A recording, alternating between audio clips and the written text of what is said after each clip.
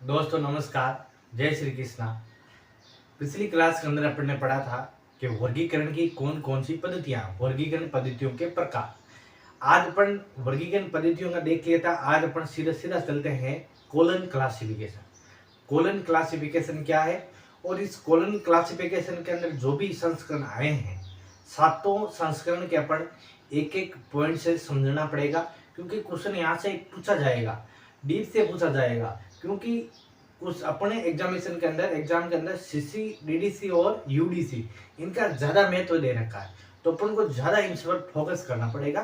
तो सबसे पहले अपन बात करेंगे सीसी यानी कोलन क्लासिफिकेशन की बात करेंगे आज, ठीक है। तो समझेंगे अपन कोलन क्लासिफिकेशन क्या है, पूरे डीप के अंदर समझेंगे, ताकि कोई भी क्वेश्चन अपन को इजी एक वे के अंदर हो जाए अपना। तो शुरू करते हैं अपन आज की क्लास, जिसके अंदर रहेगी अपनी कोलन क्लासिफिकेशन। आज अपन शुरू करते हैं सीसी की वर्गीकरण पद्धति का विकास कैसे हुआ, कोलन क्लासिफिकेशन ने इसका विकास किस तरह से हुआ, इसी की अपन बात करते हैं। इसको अपन एक टेबल के थ्रू समझते हैं ताकि आराम से समझ में आ जाए, क्योंकि टेबल के थ्रू एक डाटा, सभी डाटा अपन को एक ही टेबल के अंदर मिल जाएंगे। तो मैं आपको पूरा एक साथ लिखा दूंगा। तो सबसे पहले अपन लिखेंगे एडिशन, तो यहाँ लगाओ एडिंग, एडिशन टेबल के थ्रू समझना है तो अपन को लगाना पड़ेगा एडिशन। एडिशन के बाद यहाँ लगाओ वर्ष, कौन से वर्ष में कौन सा आया। फिर लगाओ चिन्ह, कि चिन्ह कैसे कैसे यूज किए गए हैं। और फिर इसके अंदर टेबल के अंदर लिखाओ एक लगाओ और श्रेणियां, श्रेणियां कौन कौन सी श्रेणी का प्रयोग किया है। और अगला भाग लगाओ भाग, कौन कौन से भाग के अंदर ये आया है। ये 5 पॉइंट अपन को लिखना है, एक साथ लिखेंगे ताकि आराम से समझ में आ जाए। तो अपन बात करते हैं सबसे पहले फर्स्ट एडिशन की। सीसी का फर्स्ट एडिशन कब आया? 1933 को। चिन्ह का प्रयोग सिर्फ किसके लिए? कोलन, इसी कोलन के नाम से ही सीसी का नाम पड़ा था, कोलन क्लासिफिकेशन। श्रेणी का प्रयोग अगर पूछ ले तो प्रयोग नहीं हुआ था पहले एडिशन के अंदर, और भाग पूछ ले तो 3 भाग के अंदर आए थे। ये पहला एडिशन सिंपल था, इसके अंदर वर्ष पूछा जाता है या भाग पूछे जाते हैं, बस इतना ही पूछा जाता है। चिन्ह इनका सीधा ही पता है, एक ही चिन्ह कोलन की वजह से इसका नाम पड़ा था। फिर बात आती है दूसरा एडिशन। दूसरा एडिशन कब आया? 1933 के बाद 39। इसके अंदर ही सेम चिन्ह का प्रयोग, कोलन का प्रयोग किया गया था। और इसके अंदर प्रत्येक मेन क्लास में अलग अलग श्रेणियां दे दी गई, क्योंकि पीएमएसटी का अगर पूछ ले आधार कौन सा संस्करण था तो दूसरा 1939 वाला। लेकिन पीएमएसटी का प्रयोग कब किया गया वो आगे अपन पढ़ेंगे चौथे एडिशन के अंदर। तो इसके अंदर क्या है, मेन क्लास में, प्रत्येक मेन क्लास में अलग अलग श्रेणियां दी गई थी। तो यहां लगा दो प्रत्येक मेन क्लास में अलग अलग श्रेणियां, प्रत्येक मेन क्लास में अलग अलग श्रेणियों का प्रयोग किया गया था। अगर इसके अंदर भाग पूछ ले तो कितने भाग के अंदर आया? दूसरा 4 भाग के अंदर आया। समझ में आ गया। बात करते हैं अपन एडिशन थर्ड की। तीसरा एडिशन कब आया? 1950 को। अगर इसके अंदर पूछ ले सीसी के चिन्ह का प्रयोग, तो 2 चिन्हों का प्रयोग, एक तो ये कोलन सेम ही है, एक डैश का प्रयोग, मतलब 2 का प्रयोग किया गया। इसके अंदर ही ये अपन लिख सकते हैं, सेम ही योजक चिन्ह ही है इसके अंदर ही, श्रेणियां वही मेन क्लास के लिए। लेकिन एक इसके अंदर नया काम प्रयोग किया। पहले तो ये लिख दो सेम, प्रत्येक मेन क्लास अलग अलग का प्रयोग। दूसरी बात लिख दो, यहाँ पक्ष परिसूत्र दिया था, पक्ष परिसूत्र दिया गया, ये नई बात ही। आगे ऊपर वाली तो सेम लिख दी, और ये नई बात परिसूत्र का दिया गया। और इसके अंदर भाग पूछ ले तो 4 भाग के अंदर ही आया था। ये अपने सीसी के 3 एडिशन हो गए सिंपल तरीके से। फिर इंपॉर्टेंट संस्करण आते हैं इसके बाद। 3 तक तो इतने इंपॉर्टेंट नहीं है, क्योंकि इसके अंदर भाग या चिन्ह का पूछ जाता है, और यह ईयर पूछ लेते हैं, किस वर्ष प्रकाशित हुआ था। ओल्ड पेपर के अंदर इतना ही पूछा गया है आज तक।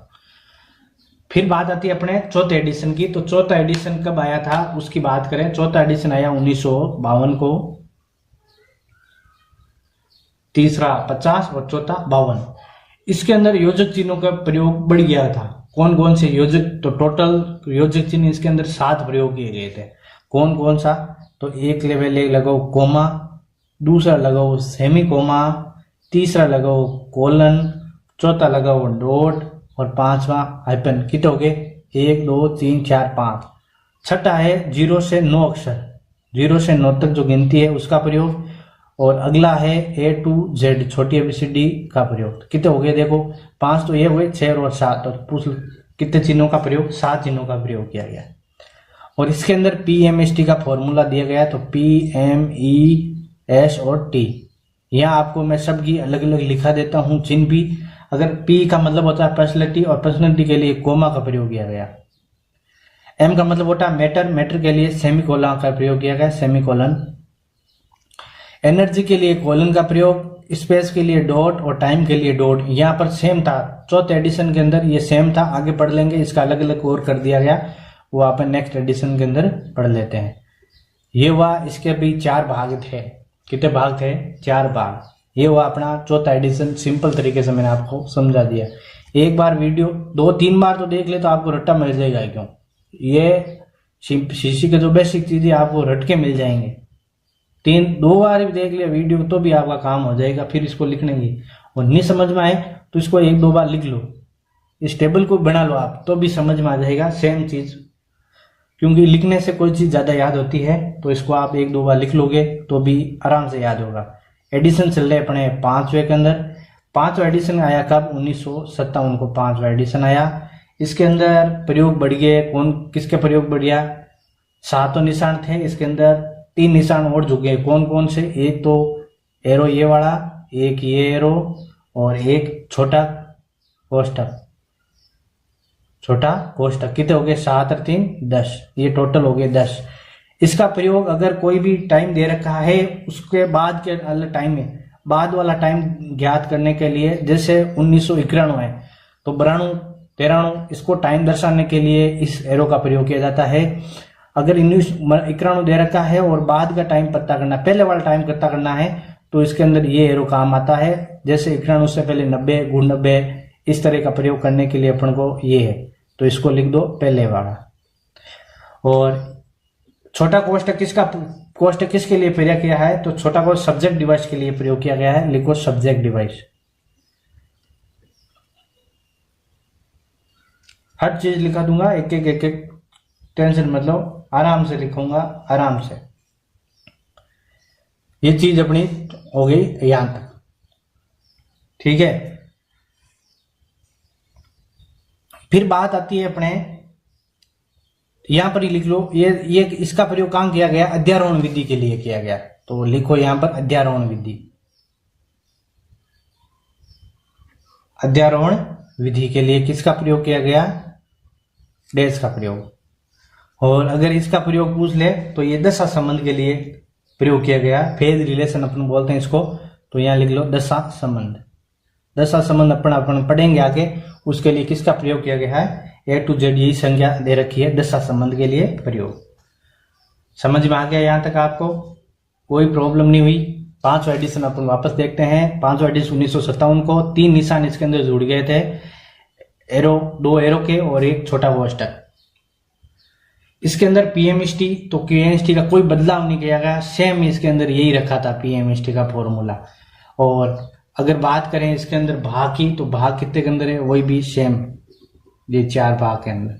तो एक फर्स्ट, 3, फिर बाकी वाले दूसरा, तीसरा, चौथा और 5वां, एक 4 भाग के अंदर। रेडी? समझ में आ गया? छठा एडिशन की बात करते हैं, तो छठा सेम है। सेम का मतलब 6 से 1960 तक, 6/1960। इसके अंदर चिन्हों का कोई प्रयोग नहीं, नया कुछ नहीं जोड़ा। इसके अंदर सेम 10 के 10 ही वही चिन्ह रखे थे। इसके अंदर एक नई दे दिया, T2 का प्रयोग कर दिया, टाइम का दूसरा और स्पेस का दूसरा, ये इसका प्रयोग कर दिया गया है।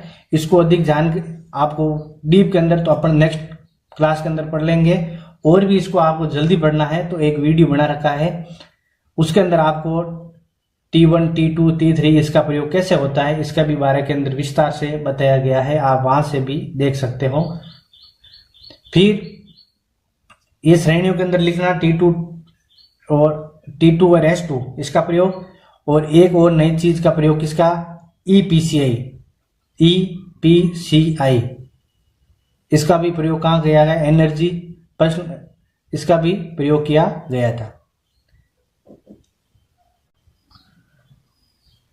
तो T2, S2 और EPCI। T2 का मतलब टाइम का दूसरा स्तर, S2 का मतलब स्पेस का दूसरा स्तर। EPCI ये अपन पढ़ेंगे जब कॉमन आइसोलेट पढ़ेंगे अपन, तो उस समय अपन को PCI, EPCI इसको पढ़े। PPCI ऊर्जा सामान्य एकल और व्यक्तित्व सामान्य एकल, ये प्रवृत्ति सामान्य एकल ऐसी PCI के अंदर है। तो अपन कॉमन आइसोलेट के दो प्रकार पढ़ेंगे नेक्स्ट के अंदर। चैप्टर दूसरा है सीसी का। कॉमन आइसोलेट अपन मैं यहाँ थोड़ा सा डिटेल के अंदर बता दूं। कॉमन आइसोलेट दो तरह के होते हैं, एक तो होता है पूर्ववर्ती सामान्य एकल, एक होता है परवर्ती सामान्य एकल। मतलब शॉर्ट में बोलते हैं तो एक को बोलते हैं ACI, दूसरा को बोलते हैं PCI। ये इसका भी वीडियो डाल रखा है, आप वहां पर ज्यादा देखना हो तो वहां पर, नहीं तो अपन नेक्स्ट क्लास के अंदर इसको डीप के अंदर पढ़ लेंगे, वहां पर अपन और देख लेते हैं। अपन यहां तक तो यही लिखेंगे। इसके अंदर T2, S2 और EPCI क्वेश्चन ये पूछा रखा है। EPCI का प्रयोग किस संस्करण के अंदर किया गया है, तो यहाँ आपको आंसर देना है छठे संस्करण के अंदर।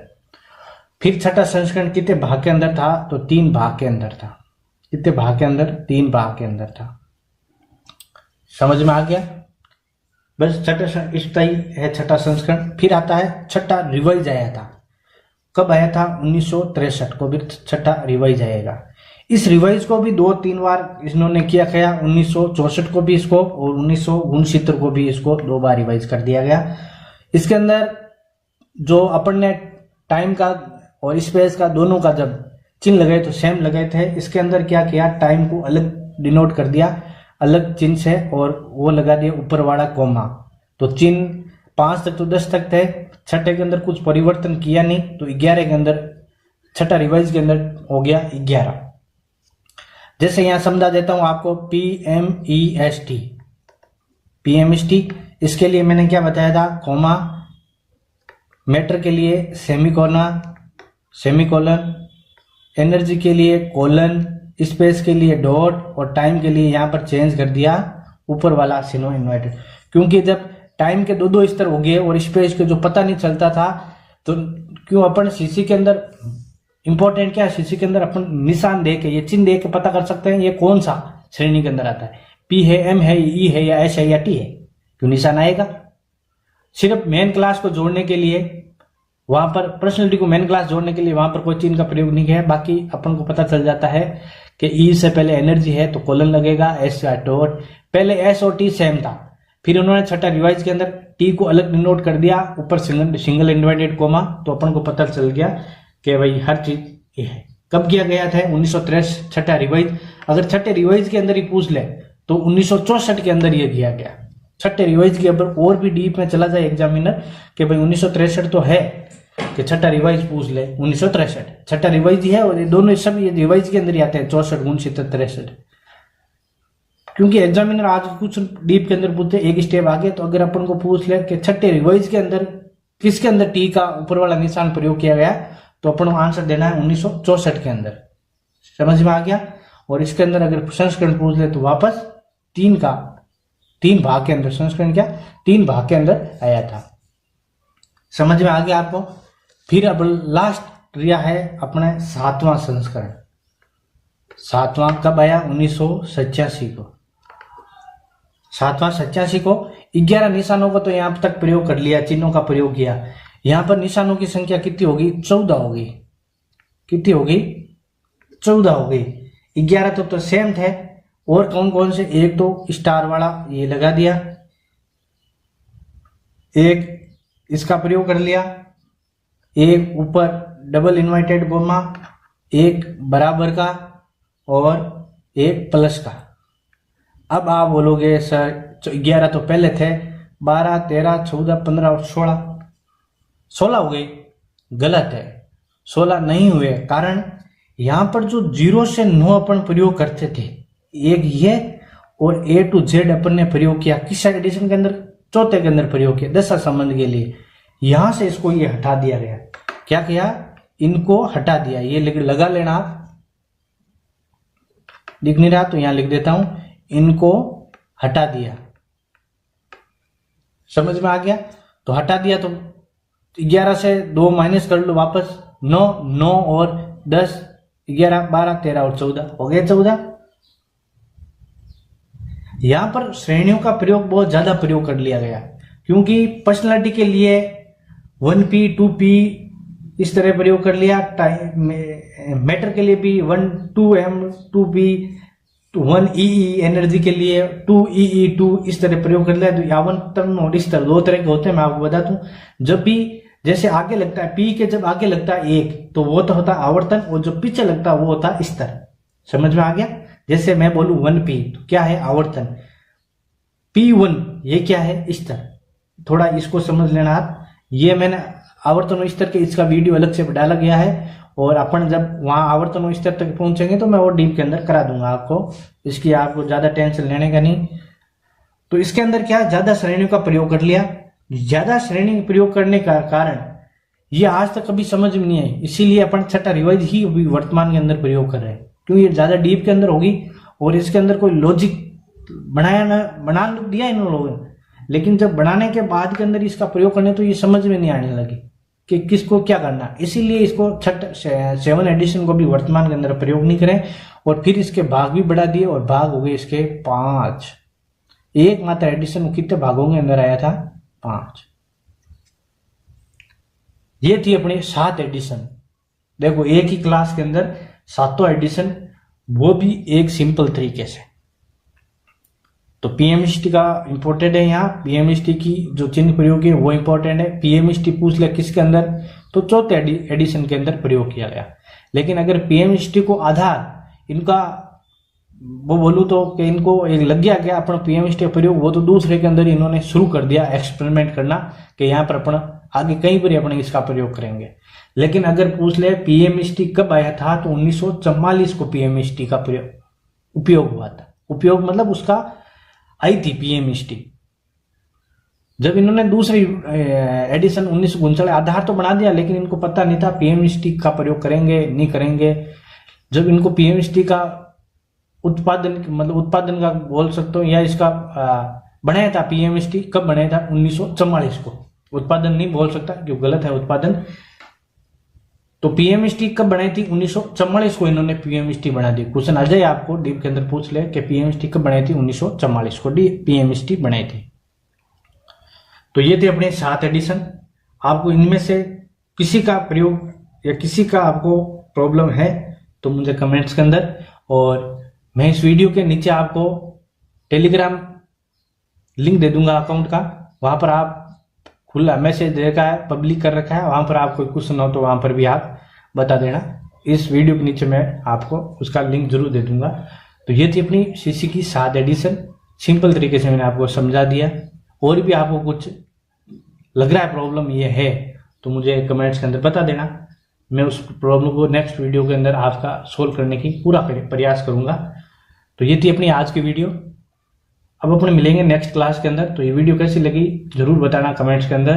ज़्यादा से ज़्यादा कमेंट्स करना और ज़्यादा से ज़्यादा वीडियो को शेयर करना, सब्सक्राइब करना चैनल को ना भूलना, ताकि और भी मुझे उत्साहित होकर मैं आपको और नए नए वीडियो बनाता रहूं। तो अपन मिलेंगे हम नेक्स्ट क्लास के अंदर। तब तक के लिए आप सभी को जय श्री कृष्णा।